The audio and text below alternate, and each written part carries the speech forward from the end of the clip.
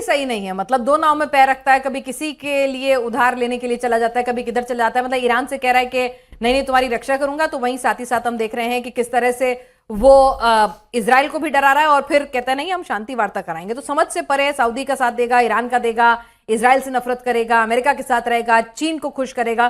तो भैया कॉम्प्लिकेटेड तो पाकिस्तान है। लेकिन सर यहां से जब आपने यहाँ खान का जिक्र किया, जब उन्होंने अपना फेवरेट फील्ड मतलब मार्शल बताया था उन्हें, जब अपना फेवरेट जनरल बताया था, तो पाकिस्तान के टुकड़े हो गए थे अगर मैं गलत नहीं हूं तो। जी बहुत अच्छा आपने जिक्र किया, बहुत अच्छा। तो ऐसा तो नहीं है ये मोहब्बत जो है पाकिस्तान के और टुकड़े करा के दम लेगी? ये यही है पाकिस्तान जो आज ब्लीड हो रहा है, जो अफगानिस्तान उसको मार रहा है, यहाँ से ईरान में संदेह है। और ट्रंप के लोग, अमेरिका के थिंक टैंक कहता है कि ये रेड कारपेट नहीं है, ये रेड फ्लैग है। तो मुझे लगता है ये ब्लीडिंग की कहानी शुरुआत हो चुकी है डिप्लोमेटिकली। वैसे तो ब्लीड ही हो रहा है पाकिस्तान, उसका अपना इतिहास है ब्लीड करने का। लेकिन इतनी बात तो सत्य है कि ये देश वो देश है कि जहां पर पूरी दुनिया के किसी लैंडस्केप में विश्वास जैसे शब्द पाकिस्तान की सरजमी पर कहीं नहीं टिकता है, ट्रस्ट कहीं नहीं टिकता है। और इसीलिए मुझे लगता है, इसीलिए आसिम, आप समझिए कि ईरान के जब आसिम सुलेमानी को मारा गया था, IRGC का जो थे, तो ये कहा जाता है कि ईरान के क्लोज है। कैसे ईरान का कोई क्लोज हो सकता है? तुम सऊदी के पास जा करके बैठते हो, टर्की के साथ बैठते हो, इजिप्ट के साथ बैठते हो,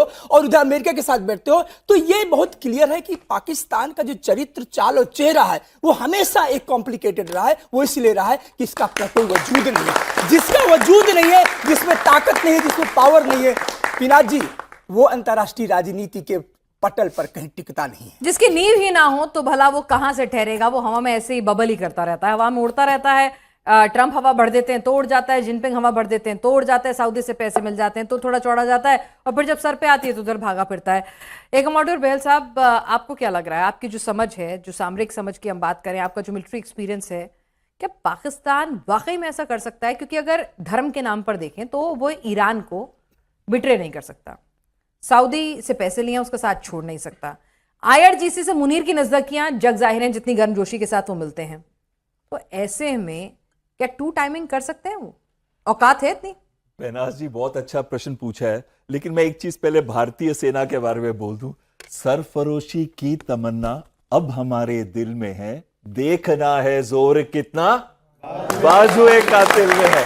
लेकिन जब ये बात आती है भारतीय सेना की तो हम ये कहते हैं, लेकिन जहां बात आती है पाकिस्तान सेना की, इतनी बोट्स के ऊपर वो ट्रैवल करता है। एक चीन की बोट है जहां से 81% वो लेता है वेपन सिस्टम्स, दूसरी अमेरिका की गोद में हमेशा बैठा रहता है ट्रंप, और वो तो लंच करते हैं दोनों मिलके, बड़े अच्छे दोस्त हैं। बताया ना, लव एंड हेट रिलेशनशिप है दोनों की, बड़ी अच्छी कॉम्प्लिकेटेड रिलेशनशिप है। उसी तरीके से कहीं ना कहीं ईरान के साथ वो लड़ भी रहे थे। आपको जनवरी 2024 की बात बताता हूं, जब ड्रोन्स और मिसाइल्स दोनों साइड से चली थी 18 और 20 जनवरी 2024 को। वहीं कहीं ना कहीं वो पास दिखता है, सऊदी अरेबिया के भी पास दिखता है, कतर के भी पास दिखता है, इजिप्ट के भी पास दिखता है, टर्की के भी। क्यों?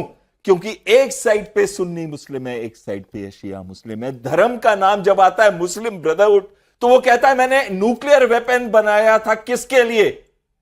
मुस्लिम कम्युनिटी के लिए, इस्लामिक कम्युनिटी के लिए। लेकिन किसके अगेंस्ट? सऊदी अरेबिया उसको ईरान के अगेंस्ट देखता है। इस युद्ध में सऊदी अरेबिया नहीं चाहता था ये युद्ध अभी रुके, लेकिन दोनों साइड से हम ये पूछते हैं कि पाकिस्तान में ऐसा क्या है, पाकिस्तान में ऐसा क्या है कि ट्रंप ने उनको चूज किया, ईरान ने उनको चूज किया?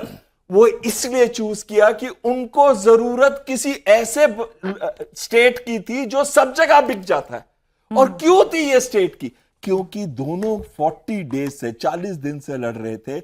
एक फटीग आना शुरू हो जाता है उनके देश के अंदर, अपने देश के अंदर। ट्रंप की अप्रूवल रेटिंग गिर चुकी थी, एब्सटेन फाइल चल रही थी, गैस की कीमत $4 पर गैलन से ऊपर चली गई थी, और कहीं ना कहीं अमेरिका के अंदर लगने लग गया था कि रिपब्लिकन पार्टी का पतन करेगा कोई तो वो ट्रंप होगा। आखिरी चीज मैं कहना चाहता हूं, तो दोनों ने ये सोचा कि चलो कम से कम ये दोनों साइड पे मैसेंजर बॉय की तरह तो हो जाएगा अगर मध्यस्थता नहीं कर सकता। और जब उसने मध्यस्थता करने की कोशिश की दोनों नावों पे पैर रख के, तो कहां गिर रहा है वो? पानी के अंदर। मैं ये नहीं कहूंगा कि आगे लड़ाई होगी, ये नहीं कह रहा हूं, लेकिन मैं ये कह रहा हूं कि पाकिस्तान मध्यस्थता नहीं कर रहा, वो इस समय ठीक है, क्राइसिस मैनेजमेंट ठीक कर है। रहा है। यहाँ पर सवाल यही है कि अगर अमेरिकन इंटेलिजेंस, हम ये आज क्यों जिक्र कर रहे हैं, यहाँ पर पाकिस्तान की औकात मिडिलमैन से ज्यादा मीडिएटर की तो थी ही नहीं। भाई मीडिएटर बनने के लिए आपका रसूख होना चाहिए, आपका रुतबा होना चाहिए, आप में इतनी पावर होनी चाहिए कि आप दोनों मुल्कों को किसी तरह का दबाव, किसी का लालच, प्रलोभन दे सके। वो पाकिस्तान की हैसियत थी नहीं, तो मिडिलमैन की भूमिका जो है वो निभा रहा था। लेकिन मिडिलमैन बन के अगर आप मिस इन्फॉर्मेशन देंगे, अगर आप मिस कैलकुलेशन करवाएंगे, तो दीपक वोरा साहब, ये तो जिसे कहते हैं ना, आग ऑलरेडी लगी थी, आप पानी डालने के बजाय उसमें आप तो तेल घी डाल रहे हैं।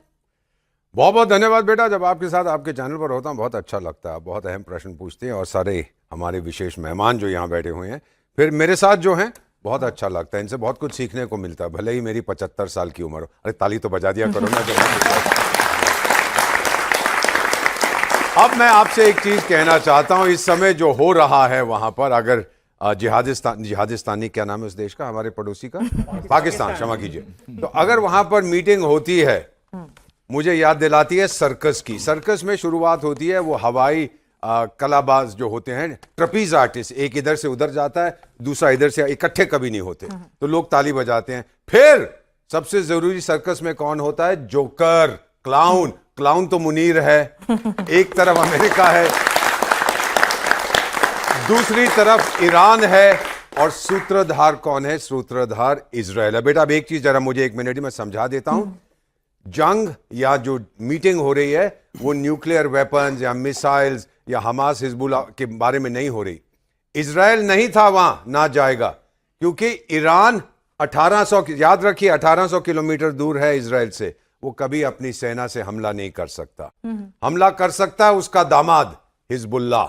हमास एक दूसरे दामाद को खत्म कर दिया, हूती भी खत्म होने वाले। इसीलिए इजराइल वॉशिंगटन गया, वहां लेबनी सरकार, क्योंकि लेबनान देश तो खत्म हो गया, हिजबुल्लाह ही है, मुलाकात की और बोला अब हम दोस्त बनेंगे और मिलके हिजबुल्लाह को ठोकेंगे। ये इजराइल की जीत है। ईरान तो साइड शो रह गया है। अब हथियार बनाएंगे कि नहीं, फाइनल क्वेश्चन।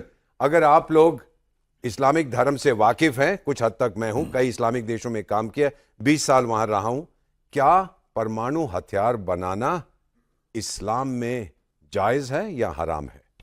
सोचिएगा, क्योंकि मैंने एक मुल्ला से पूछा था, कहते हराम है। 2001 ने अली खमैनी ने एक फतवा किया था कि नो न्यूक्लियर वेपन्स। 2024 में बोले अच्छा जरूरत पड़े तो बना लेना। तो फिर उनको ठोका गया, हटा दिया गया। और अब आप देखेंगी वहां पर क्या। मेरा मानना है बेटा, 2 दिन के अंदर अगर ये पीछे नहीं हटा इस्लामिक, ये ईरानियन रेवोल्यूशनरी गार्ड कोर नहीं है, इस्लामिक है, अगर ये नहीं हटे पीछे, तो डोनाल्ड ट्रंप साहब उनको ठोकेंगे अच्छी तरह इजराइल के साथ मिलके। कितनी मार खा सकते हो, ये क्षमता होती है। मेरा मानना है अब राउंड 2 शुरू होने वाला है और पिंजड़े वाली मुन्नी बाई बैठ के ताली बजाएगी ऐसे वहां।